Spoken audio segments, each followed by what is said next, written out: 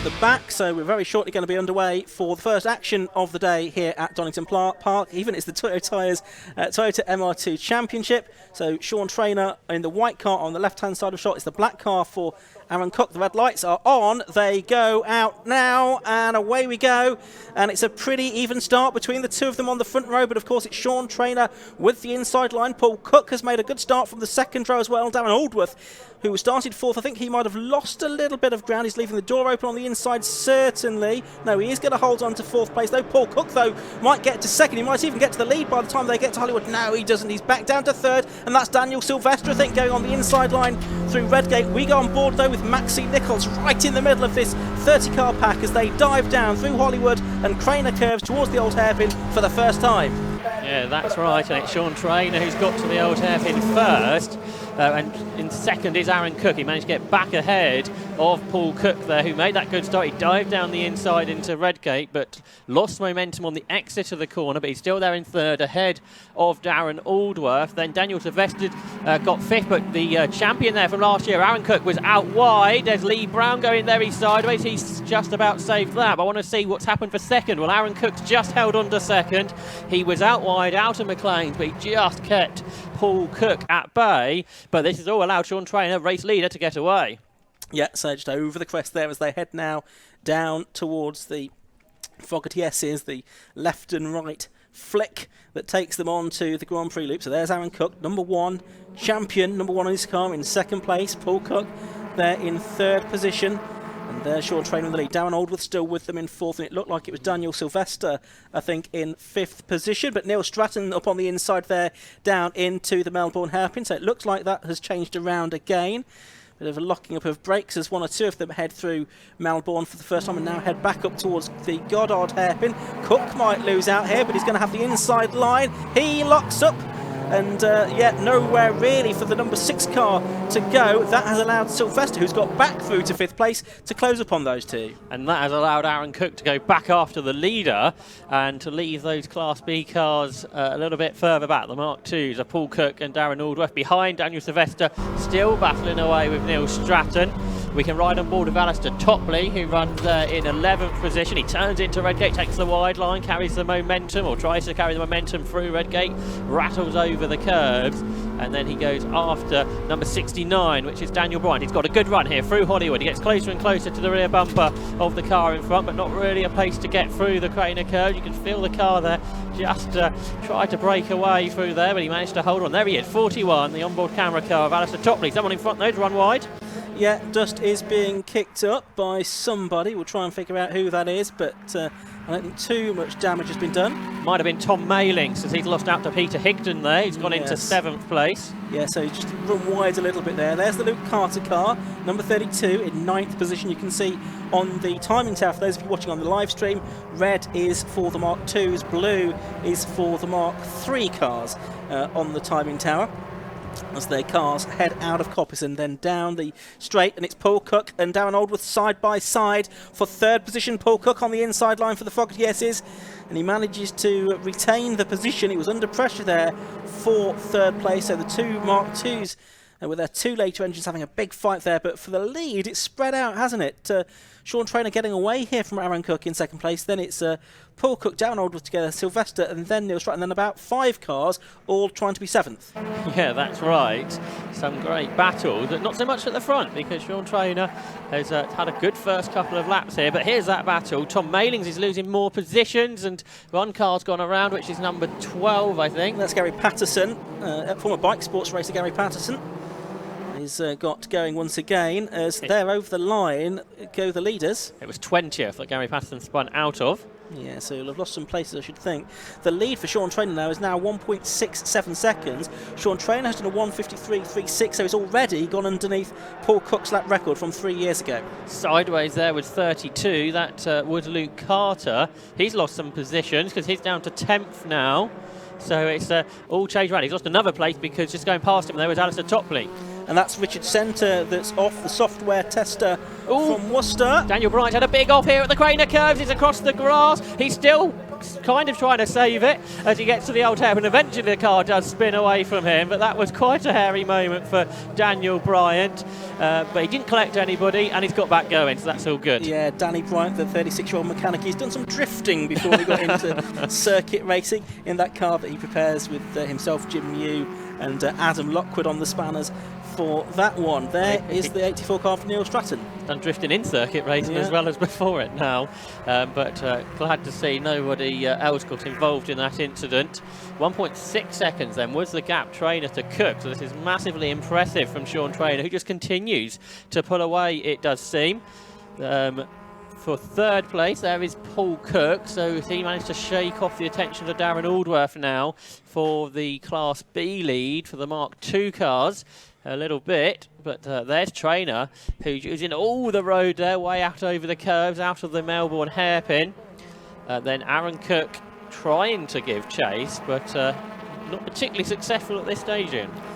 Nope, not at the moment. We'll have to look a bit further back for the action. That's Tom Mailings in between Pete Higton and Luke Carter, I think it is now, up into 9th position. That is the 86 car for Lee Brown, who had a moment ago. There's Maxine Nichols. She's going pretty well in 13th place overall, so she'll be pretty happy with that performance, I should think. She's just ahead there of the number 15 car of Gavin Aldworth, as there's the Richard Centre car being vacated at the Goddard hairpin. Yeah, that's right. Peter Higton here, running in 7th place. He switched his Mazda MX-5 on Saturday to a Toyota MR2 on Monday, so he's got a busy Easter weekend, and he's up there ahead of Tom Mailings then in 8th, and Alistair Topley 9th, so he's gained, well, no positions. He dropped to 11th at one point, has gained 2 from then, but he's back where he started. And Graham Mailing, Alistair Topley, I should say, he's not really gaining the positions we kind of anticipated, although he might gain one in a moment. Yeah, we're on board with him now, and he's right on the rear of Tom Mailings, who's there in 8th place as they head up to McLean's, over the curb on the inside and climbing the hill again towards Coppice. So in 9th place, it's number 41. Topley in the Rogue Motorsport prepared car is now going to get the car alongside Tom Mailings on the exit of Coppice corner. He's going to get alongside, his nose is now ahead, and now will try and pick up the tow from Pete Higton as well, who's in 7th place. So can Topley make up 2 places down the straight? No, I think it's only going to be the 1 as they now arrive at the Fogarty S's. Yeah, it's a bit of a distraction because the middle of his steering wheel's fallen out, yes, which you might be able to see on the live stream pictures, but hopefully that's not going to be too much of a problem for him. He is gaining positions, like you said, he's gone past Mailings, now he's going to try and go past Peter Higton. They're both trying to chase Neil Stratton, but he's a few seconds up the road. Well, Croft last weekend we had Chris Keir winning Clio races with the air vents having popped out into the cockpit of the car, didn't we? So I'm sure that Ali Topley can deal with that. So he's having a go around the outside of Pete Higton now, up into the Goddard hairpin, and they get very close indeed to one another. That 25 car, not very far off the edge of the road there either, is it? The Richard Centre Roadster. But here we go, and it looks like Topley's going to make up the place as they go over the line to start another lap.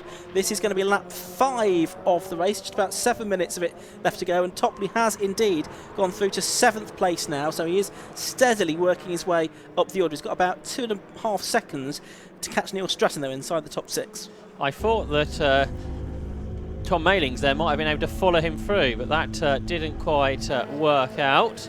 So that battle now is for 8th and 9th positions, but immediately Topley's pulled away. It'll be interesting to see how much pace he has. They cut a lot of the inside of the old hairpin there, don't they, those 2 Mark III Roadsters, as they clobber over the curbs. Meanwhile, the lead gap is coming down, 1.2 seconds. On the last lap, Aaron Cook was 3/10 quicker, so we'll have to monitor that as we head into this, the second half of this 15-minute race. Quick run down on the order, it's 27, Sean Trainer that leads from number 1, Aaron Cook in 2nd place. In 3rd place is number 26, Paul Cook. 4th is number 6, Darren Aldworth. 5th is number 21, Daniel Sylvester. 6th is 84, Neil Stratton. Then it's 41, Ali Topley. 4, Pete Higton. 77, Tom Mailings. And 32, Luke Carter. And 32, Luke Carter is catching the battle we were just watching there, Peter Higton versus Tom Mailings. There's Daniel Sylvester hopping over the curves. You can see the left-hand side of the car there was not attached to the tarmac as he hit the curbs hard. In front, Darren Aldworth and Paul Cook are still battling for Class B honours and the Mark II lead, and for 3rd overall.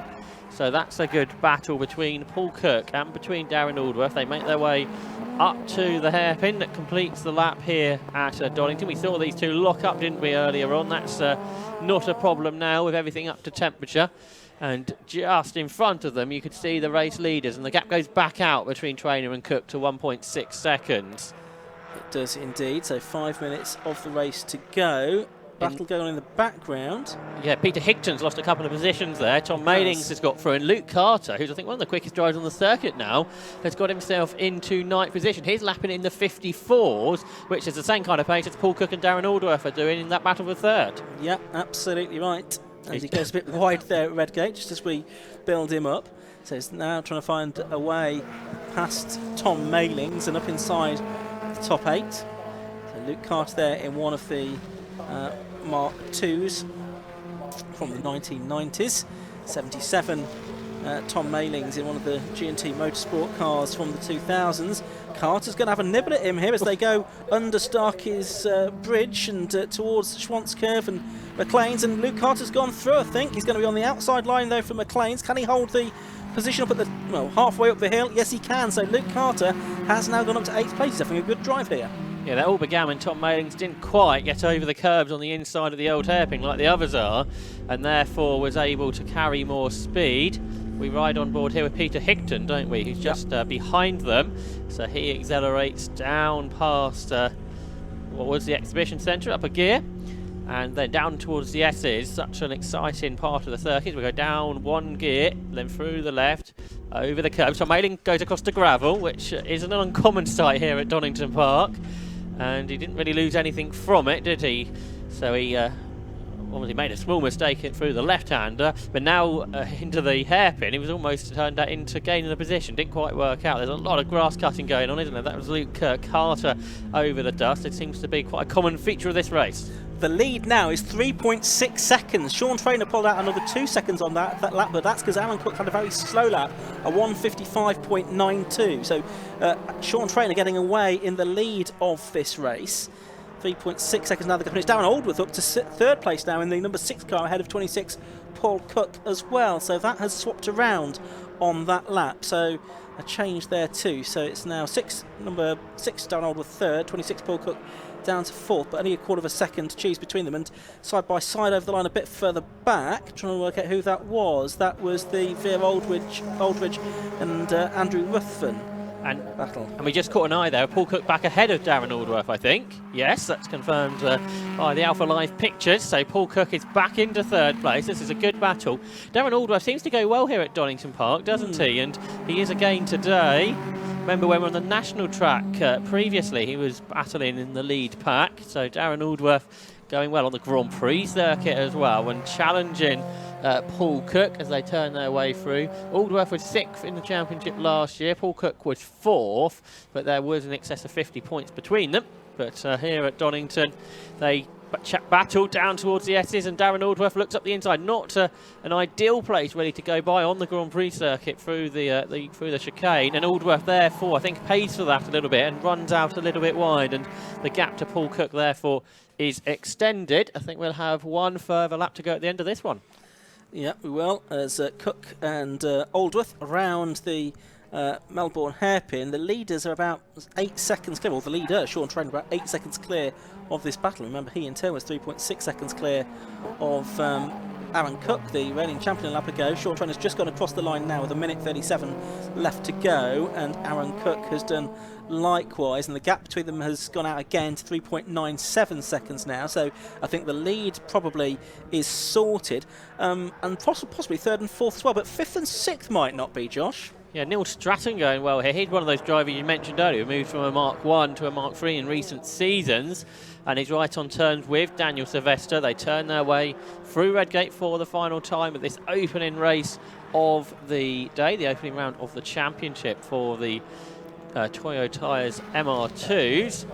Alistair Topley is 3 seconds behind them. He's going a bit quicker, but he's not making the inroads we thought he might do. Actually, he's being closed in by Luke Carter. There you can see how much road they use through the old hairpin on the inside and the outside of the corner. You have to be really committed to be able to take a line like that, but Sylvester, I think, has dealt with it okay. And The leaders go through Coppice Corner. Sean Traynor ahead of Aaron Cook hits third place. Paul Cook, as you suggested, he's got away from Darren Aldworth, so that also looks to spread out. It's not quite the race I think we were anticipating from the MR2 Championship. It's not. It's been much more restrained, shall we say, so far for the opening race of the season for the Toyo Tyres Toyota MR2 Championship. Some decent action further down the top 10, but even that seems to have settled down now. Sylvester in 5th place in the number 21 car, the Yorkshire driver looking relatively comfortable from Neil Stratton, the man from High Peak. I'll say 5th year racing in the MR2 Championship. The time has counted down to 0, so next time that Sean Traynor comes over the line, he's going to take the checkered flag. But yeah, there's nothing really going to change in the top 6, I don't think. So just look to see if we can see Sean Traynor coming up to the line. Yep, here he is, out of the final corner. Checkered flag is made ready. And that has been a pretty straightforward win for Sean Traynor in the opening round of the Toyo Tyres Toyota MR2 Championship for 2022. That's not easy to say. In 2nd place, it is Aaron Cook. 3rd place is Paul Cook. 4th is Darren Aldworth in number 6. Daniel Sylvester is going to be 5th. And Neil Stratton 6th. With Ali Topley, he had a decent drive to come through to 7th in the end. Yeah, because he was as far down as 11th at one point, wasn't he? And then Luke Carter, who impressed there with pace, he finished 8th. 9th goes away with Peter Higton, I think. Tom Mayling? No, Peter Higton, you're right. Yeah, he's come through. Tom Mayling must have had a moment on the last lap. Lee Brown for 11th, 12th for Daniel Bryant, 13th Veer Aldridge, 14th for Maxine Nichols. Completing the top 15 there was Gavin Aldworth. But a start there for the MR2 Championship went very well indeed for Sean Traynor. New lap record, like you said there, and lapping very successfully at the front there to pull away from Aaron Cook. And that perhaps wasn't necessarily expected. No, it wasn't, not at all really. We're expecting sort of real ding-dong battle between the two of those, but obviously that's not how it transpired. So confirmation now on our official communication that, as we said, we just have the 2 races before lunch. We've had one of those. We'll have bike sports next before the lunch break, and then racing will get underway after lunch. In theory, it's around about 1:15, but we'll see if that's how things pan out. Let's have a look though at the results from the MR2 Championship race. First of all, though, as the drivers acknowledge the marshals on their slowing down lap. Sean Traynor, number 27, it was that took the win. He completed 8 laps in 15 minutes, 17.96 seconds. Second went to number 1, Aaron Cook. He was 3.2 seconds behind. Third was number 26, Paul Cook. He was 8 seconds behind the leaders. He won Class B as well. 4th to number 6, Darren Aldworth. 5th to number 21, Daniel Sylvester. 6th was 84, Neil Stratton. 7th, number 41, Ali Topley. 8th was 32, Luke Carter. Pete Higton was 9th in number 4. And Tom Maylings, after that mistake on the last lap, rounded out the top 10. Further back, Lee Brown, he was 11th. Danny Bryant was 12th. Maxine Nichols, good drive from her to take 14th position in the end. Andrew Strange there, number 51, he took 18th place. And final screen, and we do see some of the Mark 1s in there. 56, I think, was the best of those, which was Nathan Harrison in 22nd position overall. But you can see, I think, we just had a couple that didn't make it to the end, which was Richard Centre, whose car stopped at Garlars, and also Daniel Farmer in the number 16 car. 2 non-finishers then from that opening round of the Toyo Tyres Toyota MR2 Championship. So as I say, we've got one more race to come before the lunch break for you today, and that's going to be for the RLM Racing Bike Sports Championship, which I think will be the fastest racing that we see here this weekend. Then we will get into our lunch break and we'll resume racing with single-seater action at around about 1:15 with the 750 Motor Club Formula V Championship. We've also got the Carmel Porsche Trophy, that's a 40-minute race, and later on we've got the Tagiwa Club Enduros, which is a 125-minute race with a grid of in excess of 50 cars set to line up for that one. So lots to look forward to today here at Donington Park, with this coverage on the live stream brought to you by Alpha Live as well. Let's head down to the pit lane for the first time today and hear from Matt Suckling with our top 3.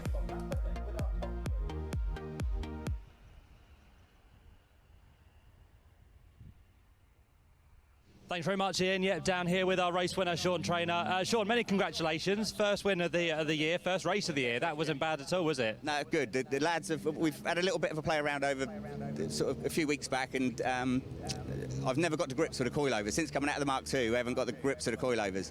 And we tried something a bit different at a track day about 3 weeks ago, and it's like it's on rails. It's a different car. It's just what I want. So big hats off to Lee and Phil. They just get the car ready every time. So I'm just out here to have fun. They're at home doing the hard work. What's it like racing on the Grand Prix circuit as well? A bit of a change? Well, it was a big change because I thought I was coming to the National. So you realised that before you went round? Yeah, before I turned right, I did, yeah. So of course, you've got another race later to come, so you're probably looking to do more of the same, but there's some tough opposition this year. Yeah, it's tough. Aaron was struggling with a bit of handling. I could see behind he was sort of losing it. And Cookie, he'll be there or thereabouts again. I think I'll race him with him in both races. So yeah, stuff. Well done, Sean. Thank you very much indeed. Let's have a quick chat with Aaron as well. Aaron, of course, champion from last year. This year you're back again. Some more races to look forward to. Not a bad start there. Second place. You must be happy. Yeah, not a bad start. I mean, Sean just scampered away there at the start. I made a few mistakes on the first couple of laps, so that was my fault. And then I think I just cooked the tyres trying to catch up. Halfway through, I knew I wasn't going to catch him, so I just sort of tried to back it down a little bit, make sure I get a second place, and later on we'll go for the win. You've had a chance now to test it. You brought that gap down, as you said. It went back up, but you were kind of just testing things out before the later race, maybe. Yeah, I was just not treating it as a test session. We was in second place. It's good points, but just keeping in contact with Sean just in case he made a mistake or had a problem. But yeah, I clawed the gap back midway through, and I was never going to claim the whole thing back. I'd probably end up chucking it off. So yeah, we calmed it down a little bit just to make the end second place, and we'll try again later. The guys upstairs as well said it's quite tame so far, but that could all change, couldn't it? Yeah, race one, normally we try and keep it clean in race one. Race two is a bit like a British touring car race 3, so we try and keep it a bit clean, but elbows out racing is good fun. Good stuff. Well done, Aaron. Good luck for race number 2 a little bit later on. Let's have a quick chat with Paul as well, who wins his class and also gets on the podium. So well done, Paul. That was a good race. Yeah, it's a hard race. Yeah, Darren pushed me quite hard. I had a good start, actually. Got up the inside of Aaron, but I had to sort of tighten up to give him a little bit of room. Yeah, so yeah, put me head down from them, really. The car didn't seem to have as much grunt as what the car Darren's driving, but I'm not complaining. I got the result. Yeah, you got ahead of him in the end. He did get past briefly, didn't he? He did, yes, he did. Yeah, I don't know if he missed a gear or what happened. I can't remember. I have to look at the video evidence. But it seems hard work driving this car. You know, you have a BMW from last weekend at Croft, which is kind of on rails, and you get one of these. It's kind of adapting your mind to how it all works. Any chance of catching the top 2 later? Of course, they're in Class C, but there's always a chance. I don't think so. I think the Mark IIIs have definitely upped their game. Got 2 good drivers at the front there, where the Mark IIs used to be quicker. But yeah, I'm the fastest Mark II driver, so that's say no more, really. You won your class, that's the main thing, so well done to you. Congratulations indeed, Paul. So there you go, our top 3 from the MR2s. Lots more to look forward to from them a little bit later on, but for now we're going to turn our attention to the first race of the weekend for the RLM Racing Bike Sports Championship.